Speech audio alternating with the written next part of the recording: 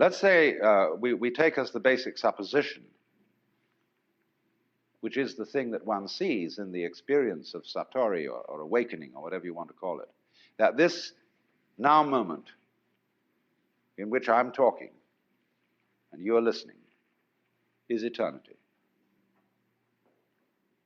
That although we have somehow conned ourselves into the notion that this moment is rather ordinary and that we may not feel very well and that we're sort of vaguely frustrated and worried and so on, and that it ought to be changed.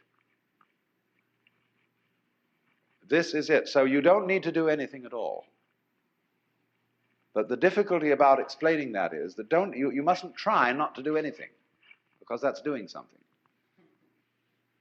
And how to explain that? Because there's nothing to explain. It is the way it is now, you see. And if you understand that, it will automatically wake you up. That's why Zen teachers use shock treatment to sometimes why they hit people or shout at them or create a sudden surprise. Because it is that jolt that suddenly brings you here. See, there's no road to here, because you're already there. And if you ask me, how am I going to get here? It'll be like the famous story of the American tourist in England who asked some yokel the way to Upper Tuddenham, a little village. And the yokel scratched his head and he said, "Well, sir, I do know where it is, but if I were you, I wouldn't start from here."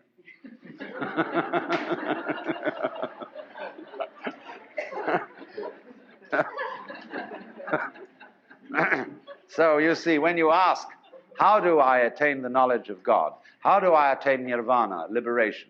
All I can say is it's the wrong question. Why do you want to attain it? Because the very fact that you're wanting to attain it is the only thing that prevents you from getting there. You already have it. But of course, it's up to you. It's your privilege to pretend that you don't. That's your game. That's your life game. That's what makes you think you're an ego. And when you want to wake up, you will. Just like that. If you're not awake, it shows you don't want to. You're still playing the hide part of the game. You're still, as it were, the self, pretending it's not the self. That's what you want to do. So you see, in that way, too, you're already there. When you understand this, a funny thing happens. And some people misinterpret it. You will discover, as this happens, that the distinction between voluntary and involuntary behavior disappears. You will realize that what you describe as things under your own will feel exactly the same as things going on outside you. You watch other people moving, and you know you're doing that. Just like you're breathing or circulating your blood. If you don't understand what's going on, you're liable to get crazy at this point and to feel that you are God in the Jehovah sense. To say that you actually have power over other people so that you could alter what they're doing, and that you are omnipotent in a very crude, literal kind of Bible sense, you see? And a lot of people feel that and they go crazy. They have to put them away. They think they're Jesus Christ and that everybody ought to fall down and worship. That's only they got their wires crossed. They haven't been able to, this experience happened to them, but they don't know how to interpret it. So be careful of that. Jung calls it inflation. People who get the holy man syndrome, that I've suddenly discovered that I'm the Lord and that I'm above good and evil and so on, and that therefore I start giving myself airs and graces. But the point is everybody else is too. If you discover that you're that, then you ought to know that everybody else is.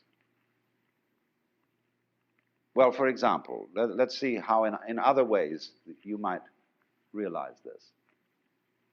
Most people think when they open their eyes and look around that what they are seeing is outside.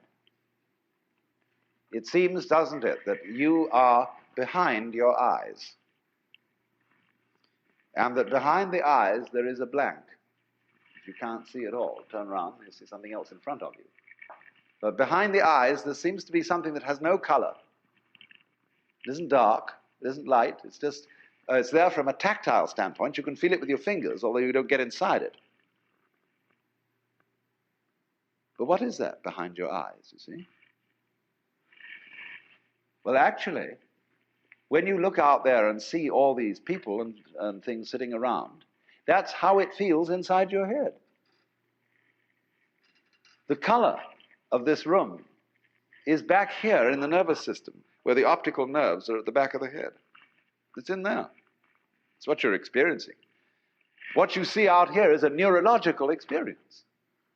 Now, if that hits you, and you feel sensuously that that's so, you may think that then therefore, the external world is all inside my skull. But you've got to correct that with the thought that your skull is also in the external world.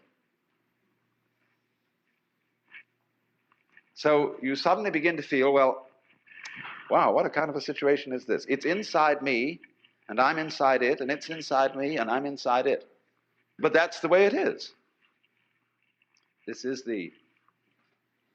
what you could call transaction, rather than interaction, between the individual and the world. Just like, for example, in buying and selling, there cannot be an act of buying unless there's simultaneously an act of selling, and vice versa. So the relationship between the organism and the environment is transactional.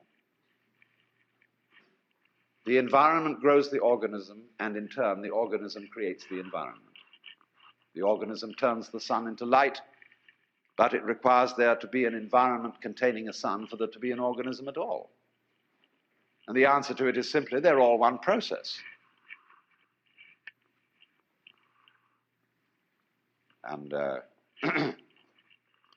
it isn't that organisms by chance came into this world.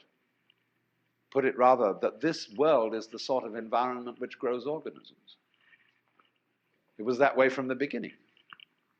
Just in the same way, the organisms may, in time, have arrived in the scene or out of the scene later than the beginning of the scene.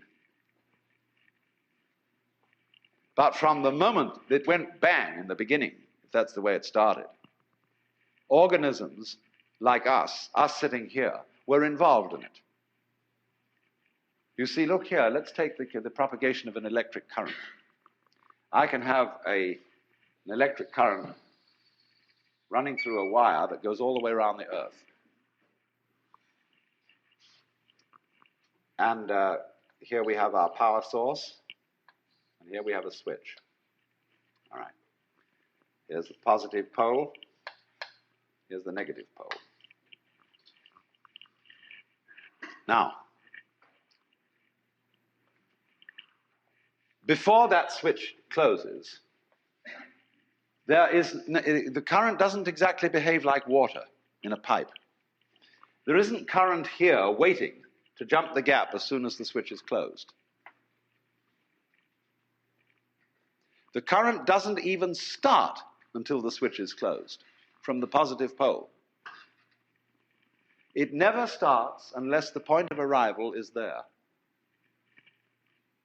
Now, it'll take an interval for that current to get going and circuit if it's going all the way around the Earth. It's a long run. But the finishing point has to be closed before it will even start from the beginning.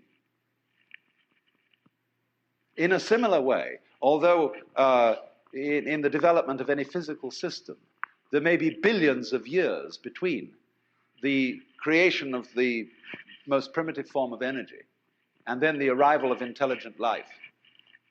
That billions of years is just the same thing as the trip of the current around the wire. It takes a little time. But it's already implied. It takes time for an acorn to turn into an oak. But the oak is already implied in the acorn. And so in any lump of rock floating about in space, there is implicit human intelligence. Sometime, somehow, somewhere. They all go together. So don't differentiate yourself and stand off against this and say, I am a living organism in a world made of a lot of dead junk, rocks and stuff. It all goes together. Those rocks are just as much you as your fingernails. You need rocks. What are you going to stand on? What I think, awakening really involves is a re-examination of our common sense. We've got all sorts of ideas built into us which seem unquestioned, obvious. And our speech reflects them. The commonest phrases. Face the facts, as if they were outside you. As if life was something you simply encountered as a foreigner. Face the facts.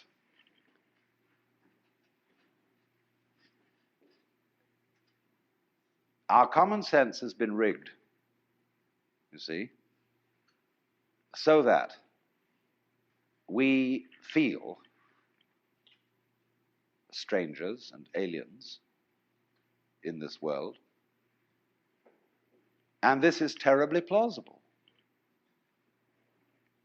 simply because it's what we're used to. That's the only reason. But when you really start questioning this, say, is that the way I have to assume life is? I know everybody does, but does that make it true? It doesn't necessarily. It ain't necessarily so. And so then as you question this basic assumption that underlies our culture, you find you get a new kind of common sense. It becomes absolutely obvious to you that you are continuous with the universe. For example, people used to believe that the people who lived in the Antipodes would fall off. And that was scary. But then when somebody sailed around the world, and we all got used to it, and now we travel around in jet planes and everything, we have no problem about feeling that the Earth is globular. None whatever. We got used to it. So in the same way, Einstein's relativity theories, the curvature of the propagation of light, that began to bother people when Einstein started talking like that. But now we're all used to it. Well, in a few years, it will be a matter of common sense to very many people that they're one with the universe. It'll be so simple. And then maybe, if that happens, we shall be in a position to handle our technology with more sense. With love instead of with hate for our environment.